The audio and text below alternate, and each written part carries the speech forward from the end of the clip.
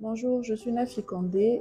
Je suis la promotrice de Bibi Park, qui est un parc de loisirs pour toute la famille. Nous sommes situés à Ouagadougou, plus précisément dans le quartier ZAD, et ça fait 5 ans maintenant que nous existons, pour le bonheur de toute la famille. Bibi Park, c'est un parc de loisirs généraliste. En fait, nous avons également un aquapark, qui est d'ailleurs l'unique aquapark du pays, parce que c'est vraiment une innovation majeure que nous avons apportée. Et il est accessible aux petits dès l'âge de 2 ans et après aux plus grands également.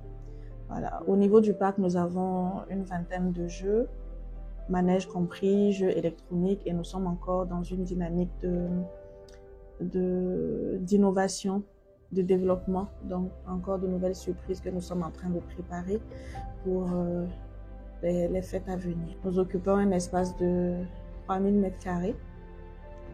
Voilà, nous sommes ouverts 5 jours dans la semaine, avec une équipe moyenne de 30 personnes pour un fonctionnement complet.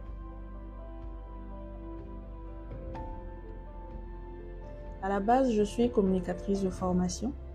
Donc, après les études supérieures, j'ai travaillé essentiellement en Côte d'Ivoire et au Mali avant de rentrer au Burkina. Au Burkina, j'étais dans l'équipe de communication de Total Burkina pendant 5 ans. Et c'est de là que je suis partie pour me lancer dans l'entrepreneuriat. D'abord en tant qu'agence de marketing opérationnel, et par la suite, suite aux besoins que nous avons constatés sur le marché, nous avons commencé par un parc mobile, notamment avec quelques gonflables, quelques jeux. Et nous passions de quartier en quartier. Et on s'est rendu compte que le besoin était vraiment réel. Donc nous avons, on va dire, modifié nos activités de sorte à se concentrer sur le parc. Et aujourd'hui, nous avons un site fixe qui est à la ZAD et que nous occupons depuis 2018. Donc cette année, nous fêtons notre 5e anniversaire.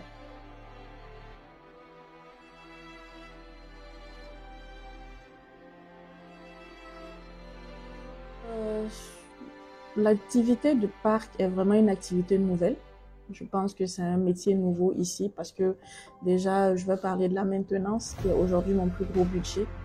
Et je maintiens vraiment que c'est une activité nouvelle parce que c'est difficile d'avoir même des prestataires pour les dépannages. Donc, chacun essaie de bricoler en tout cas. Parfois, on s'en sort, parfois, on s'en sort pas. On est obligé d'appeler le fournisseur à l'étranger et pour essayer de faire des dépannages en ligne. Donc, sur ce point-là, on peut dire que c'est vraiment un métier que j'ai appris sur le tas, comme quasiment la majorité on va dire la totalité de mon équipe, parce que c'est moi qui les ai recrutés. Je les ai formés par rapport à ce que je savais et par rapport à ce que nous ne savions pas tous. On s'est formés ensemble sur le tas. Après, par rapport à mon background, ça m'a beaucoup aidé parce que comme je fais la com et le marketing, ça me permet en fait de trouver les outils adéquats pour vraiment développer mon activité, comment monter des stratégies, comment me faire connaître, comment vraiment satisfaire ma clientèle, tout en essayant maintenant de me perfectionner sur le volet technique qui est une nouveauté pour moi. Mais ce background était vraiment important.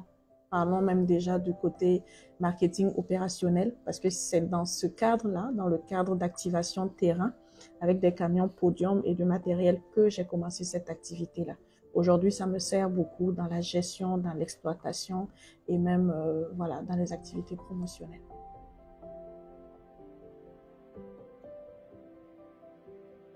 Comme je disais tout à l'heure, mon premier défi, c'est vraiment la maintenance. C'est la maintenance parce que c'est du matériel qui n'est pas vraiment dans nos habitudes, qui est produit très loin. Moi, je m'approvisionne essentiellement en Chine. Donc, quand il y a des pannes très graves et que le fournisseur en Chine n'est pas réactif, c'est compliqué. Et même quand il est réactif, il faut tenir compte du décalage. Donc, parfois, on reste éveillé jusqu'à 2 heures du matin pour pouvoir discuter avec eux. Ça, c'est mon plus gros défi.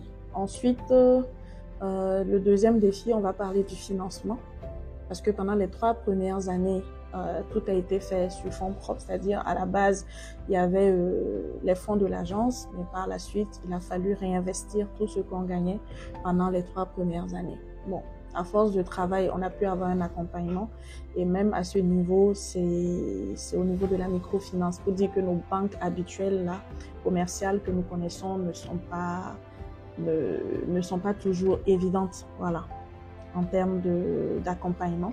Pareil pour les différents fonds, parce qu'il faut quand même que le projet soit porteur, il y a beaucoup de conditions. Pour quelque chose que nous-mêmes, on était en train d'apprendre, c'était pas évident d'être convaincant. Donc, on a bossé dur pendant les 3 premières années. Et après, nous avons eu l'accompagnement maintenant pour l'Aquapark avec la microfinance avec qui nous travaillons maintenant depuis 2 ans et qui continue de nous accompagner. Donc ça a été, on peut dire que ça c'est mon deuxième défi. Et le troisième défi, on va parler du personnel parce que j'ai parlé tout à l'heure de la formation. Donc il faut déjà former ces personnes-là, il faut les intéresser.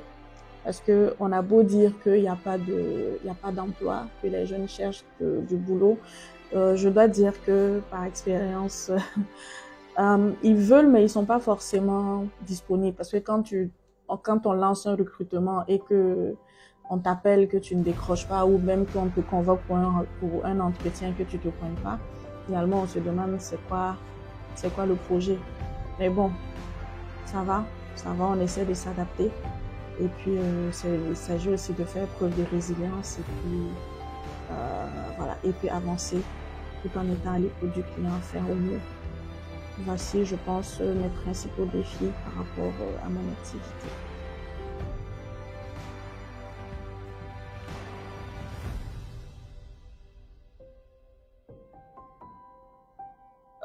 La première expérience, c'est par rapport même à mon équipe.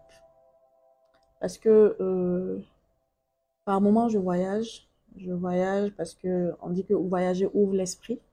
Donc, je voyage, je fais du benchmarking, je vais regarder ce qui se passe ailleurs. J'essaie de copier, j'avoue, et puis de venir adapter ici. Et en même temps, pour l'acquisition souvent de certains matériels et tout, je profite faire mes achats. Par exemple, bon, c'est une parenthèse, oui, mais je vais quand même me faire une petite pub. J'ai une machine à mousse ici que nous mettons en marche quand les enfants sont dans la piscine. Ça, par exemple, ça n'existe pas ici. Mais voilà, c'est des choses que au cours de mes voyages, je peux voir et je profite d'acheter ou même les consommables pour ça. Voilà. Donc, c'était lors d'un de ces voyages-là. Ça, c'était, je pense, au tout début, à l'ouverture. On avait peut-être 1 an de fonctionnement au grand maximum. Et on avait bien bossé. J'avais fait remettre des primes à mes moniteurs. Et moi, je suis partie en voyage parce qu'on allait rentrer en basse saison. C'était notamment en janvier. Et je pense qu'il y a eu une incompréhension parce que ils ont eu les primes et ils ont été également payés au prorata. Je pense bien. En tout cas, je pense que c'était une incompréhension. Et ils n'ont pas été patients. C'est-à-dire que quand mon assistante parce qu'on leur a remis les primes d'abord et maintenant quand il a fallu payer les salaires, c'est-à-dire à la fin décembre, c'est ça, on leur a remis les primes pour les fêtes et puis début janvier, c'est-à-dire quand on a fermé, parce qu'en ce moment on n'ouvrait pas en continu, on n'ouvrait que les week-ends, donc quand on a fermé, il a fallu maintenant faire les salaires de décembre ou de janvier, je sais pas, et là elle a fait et elle a payé au prorata. Donc, j'ai eu droit à une sorte de mutinerie. Ils sont allés se concerter, ils ont discuté et puis ils sont revenus et puis ils lui ont rendu pour l'argent, disant qu'ils ne voulaient pas et qu'ils tenaient à me parler.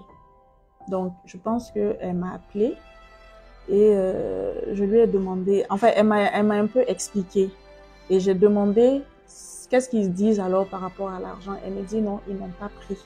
Ils ont pris, ils sont revenus. J'ai dit ok, s'ils sont revenus, récupère et dépose et tu attends qu'ils attendent mon retour et nous allons régler ça. Mais avant que je ne rentre, ce que j'ai fait, c'est que j'ai fermé le parc. Et j'ai fait un communiqué sur la page disant que nous sommes en maintenance, donc nous n'allons pas travailler. Et quand je suis revenue, je les ai rencontrés, je les ai expliqués. Ils disent qu'ils ont compris, on s'est compris, sauf que j'ai viré toute l'équipe. Donc, je suis restée fermée peut-être 3 semaines à 1 mois. J'ai reconstitué une nouvelle équipe, j'ai appris de mes erreurs, donc j'ai mieux communiqué au début. Les choses étaient claires et maintenant, la nouvelle équipe a commencé sur des bases claires. et puis c'est parti. Mais ça a été quand même un coup dur parce que tu sois fermé ou pas, voilà, tu dois faire face à tes charges. Voilà. Ça, c'était une expérience qui m'a permis d'apprendre. Il y a eu également la période Covid où on a dû fermer pendant 2 mois. C'est-à-dire, dès que les écoles ont fermé, nous, on a fermé. Et il a fallu faire preuve de beaucoup de résilience une fois de plus. Cette fois-ci, c'était pas de la faute de mes employés. C'était une crise mondiale. Voilà. Donc, après, il y a le noyau. Parce que ici, il y a un noyau vraiment pour le côté administratif. Et puis après, nous avons pas mal de prestataires, on va dire, de gens qui viennent travailler quand le parc est ouvert. Donc, ce noyau-là, déjà, il a fallu le mettre en chômage technique, puiser dans les réserves que nous avions pour pouvoir les payer, sans savoir où nous allions, en fait.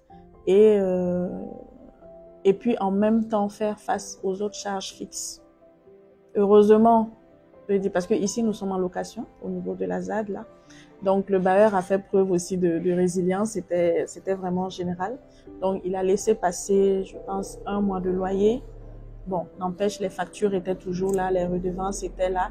Et dans ces moments-là, en fait, tu ne sais pas trop quoi faire. C'est peut-être l'occasion de réfléchir à des projets de diversification pour plus tard, sans savoir où aller. Et je reconnais que à cette période-là, oui, j'ai mis mon CV à jour et puis j'ai postulé parce que je ne savais pas ce qui allait se passer. Parce que moi, mon métier, on ne peut pas le faire en télétravail.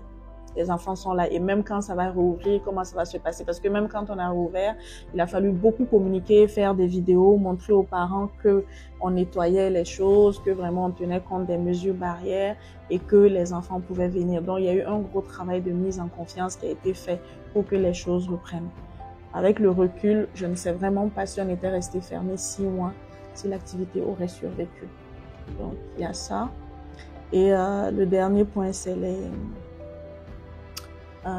les consommateurs, oui, parce que ce n'est pas évident quand il y a souvent tu ne sais pas trop si quel est le but en fait, parce que il y a des plaintes qui peuvent être réglées directement, c'est-à-dire sur place, il suffit juste de faire part de ça et puis ça va être pris en charge. Il y a également des plaintes qui sont un peu plus, je ne dirais pas fondées, mais qui sont quand même liées aux contraintes que nous avons par rapport à notre exploitation. C'est-à-dire qu'on ne peut vraiment pas satisfaire tout le monde, mais c'est clair qu'on fait de notre mieux pour le maximum en fait. Voilà, pour que le maximum soit satisfait. Donc quand on se retrouve face à une plainte comme ça qui aurait pu être par exemple traitée sur place et qui se retrouve sur les réseaux sociaux, on assiste à une avalanche. Moi, j'ai eu, ou du moins le parc a eu à faire face à cela, je pense 2 fois. J'ai choisi de ne pas répondre parce que les réseaux sociaux, ça ne se maîtrise pas et tu ne sais pas qui est derrière. Voilà. Quand pour une plainte de brochette, tu as 300 commentaires, je te demande ce qui se passe. Toutes les plaintes en 2 heures, c'est-à-dire que alors que quelqu'un vienne, il y a l'incident qui se passe par exemple samedi ou dimanche matin et que la personne fasse une photo et que ce soit lundi matin à 8 heures que la plainte est balancée sur les réseaux sociaux, finalement tu te demandes un peu quel est l'objectif. Et après, on prend quand même le temps de lire tous les commentaires. Moi, personnellement, je lis tous les commentaires. Je tire ce qui a attiré, parce qu'il y a des commentaires qui sont vraiment objectifs. J'ai conscience que nous avons des limites. Donc, je tire ce qui a attiré dedans et j'en profite. Je fais une réunion avec mon équipe. On essaie de corriger ça. Après, ce que je juge subjectif, bon, personne n'est parfait. On attend juste que la tempête passe et que ceux qui sont là juste pour le buzz, on attend qu'ils soient occupés par le prochain buzz. Mais ce n'est pas facile parce que pendant ce temps, il faut rester ferme. Et le plus difficile dans ces moments-là, c'est que tu perds des clients. Parce qu'il y en a qui ne se plaignent pas, mais qui partent tout simplement. Et eux, tu n'as pas vraiment de moyens de défense. Alors que si tu n'as pas la bonne approche sur les réseaux sociaux, tu peux encore être doublement lynché. Voilà. Donc ça, c'est un défi qui est toujours là. Et pour cela, je galvanise vraiment mes équipes pour qu'ils fassent au mieux, pour que le service soit à la hauteur, pour éviter les plaintes au maximum. Mais c'est un combat quotidien.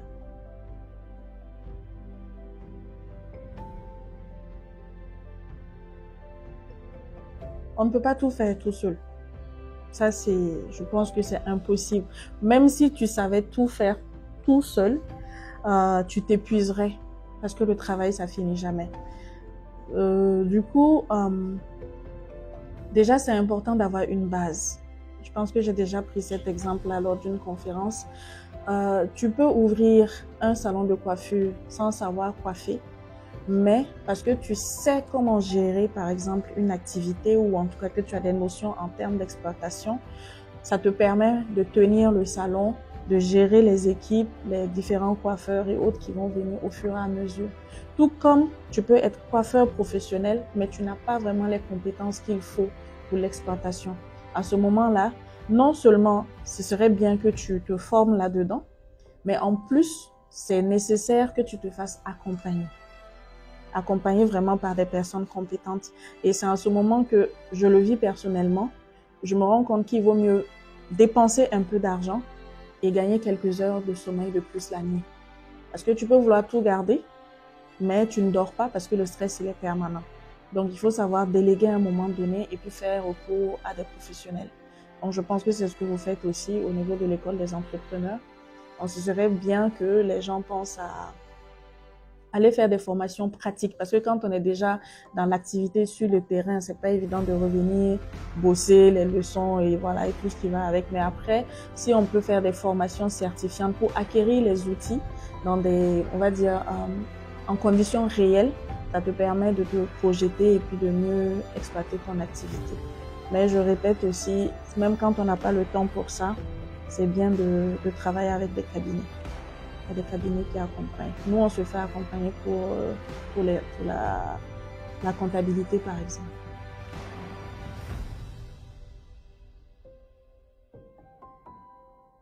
L'innovation, c'est vraiment un maître mot ici, dans notre activité.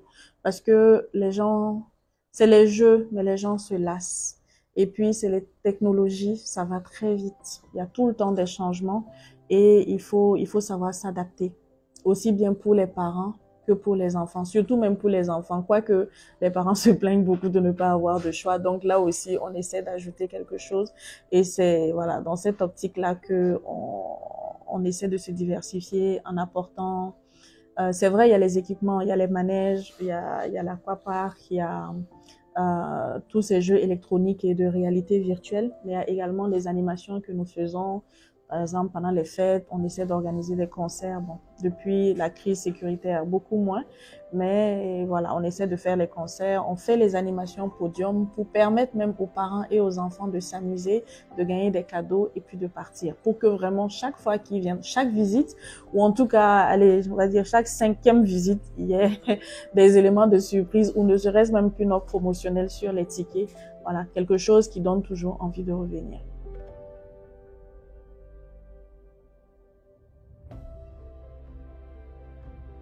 Jusqu'à il y a quelques semaines, j'aurais dit que c'est peut-être un peu plus difficile pour une femme ou alors que je ne sais pas trop ce qu'un homme entrepreneur vit aussi parce que bon, je n'ai pas un réseau très développé. Mais la dernière fois, j'ai participé à un panel où il y avait un monsieur et puis nous étions 3 femmes pour l'association Omana dont je parlais là. Et à cette question, on s'est rendu compte qu'on avait tous les mêmes défis. Hommes comme femmes, nous avons tous les mêmes défis. On a les mêmes challenges, on a les mêmes obligations, aussi bien administratives que humaines. Voilà. Après, oui, en tant que femme, on peut être exposé au harcèlement, mais il semble que les hommes aussi, il y en a aussi qui sont exposés au harcèlement. Donc, je pense que en tant qu'entrepreneur tout court, il faut savoir ce que tu veux. Et puis, voilà, il faut avoir une vision claire. Même dans la vie privée, c'est pareil. Donc, le monsieur aussi, il peut, de par son activité, ne pas être très disponible pour sa famille et cela va se ressentir sur son couple. Pareil aussi pour la femme. C'est pour ça que que tu sois homme ou femme, quand tu décides d'entreprendre, il faut vraiment que, voilà, il faut avoir un partenaire qui te soutienne là-dedans. Donc, je pense que en tant que femmes entrepreneurs, nous ne sommes pas différents. Nos challenges ne sont pas différents de ceux des hommes. Et même que peut-être que par moments, nous sommes un peu privilégiés parce que je vois dans beaucoup de choses où on parle d'encourager l'entrepreneuriat féminin. Il y a des programmes qui sont mis en place, promotion du genre, même dans les recrutements et tout. Je pense que c'est même un avantage. Pour le moment, je n'ai pas encore eu, mais si j'ai l'occasion, je vais profiter. Voilà. Mais dans l'ensemble, on est pareil.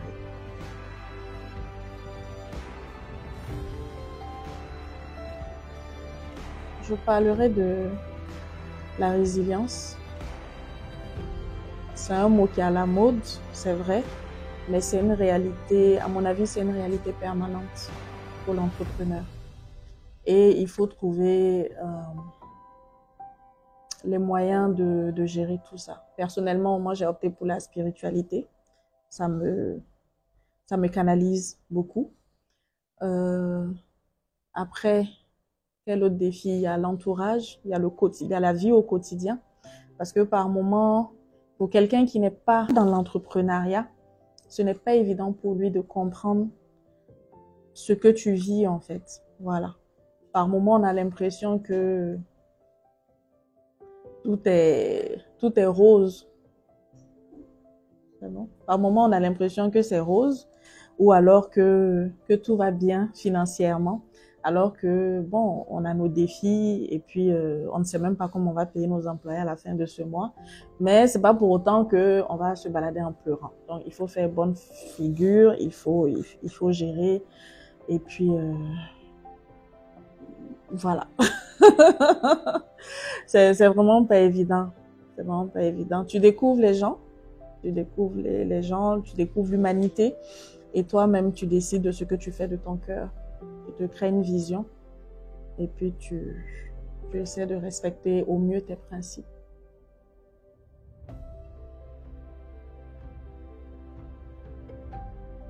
Déjà, tout le monde n'est pas fait pour entreprendre.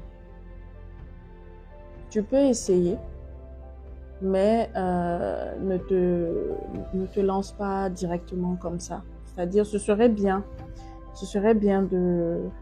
surtout pour ceux qui sortent de l'école, s'ils ont la possibilité, ce serait bien de se perfectionner un peu à travers des stages, et même pourquoi pas 1-2 emplois en tant que salarié, pour comprendre déjà comment fonctionne une entreprise, pour se frotter à ses collègues, parce que ce sont des choses qui te permettront plus tard de gérer ton équipe, parce que tu es passé par là.